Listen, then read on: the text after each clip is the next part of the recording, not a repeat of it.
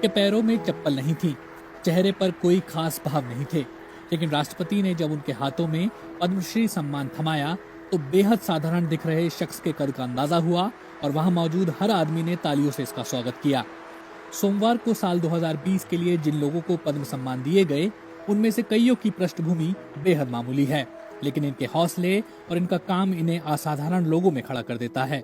ऐसे ही लोगों में से एक हैं कर्नाटक के हरेकाला हज्जाबा। निरक्षर होकर भी शिक्षा का महत्व समझने वाले हज्जाबा ने अपनी जमा पूंजी से बेंगलोर के पास अपने गांव में साल 2000 में एक स्कूल खोला था। पद्मश्री मिलने के बाद सोशल मीडिया पर कई लोग इनके बारे में चर्चा करते देखे गए। लोग इनकी बड़ी सोच, कड़ी मेहनत और इनके संघर्ष की दास्तां की खूब तारीफ कर रहे हैं।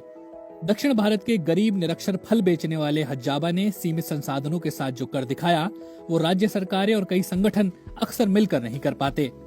हज्जाबा ने फल की अपनी छोटी सी दुकान से हुई कमाई से अपने गांव के बच्चों के लिए प्राथमिक और माध्यमिक स्कूल बनवाया।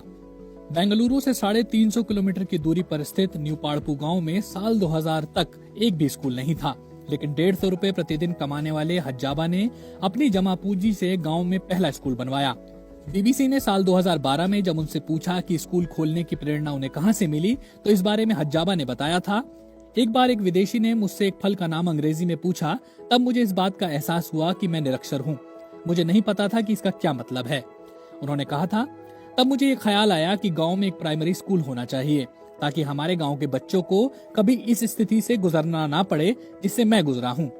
स्थानीय लोग हज्जाबा की इस कोशिश के लिए उनकी प्रशंसा करते नहीं थकते, लेकिन हज्जाबा के लिए प्रशंसा से ज्यादा जरूरी है वो मिशन जो उन्होंने शुरू किया है।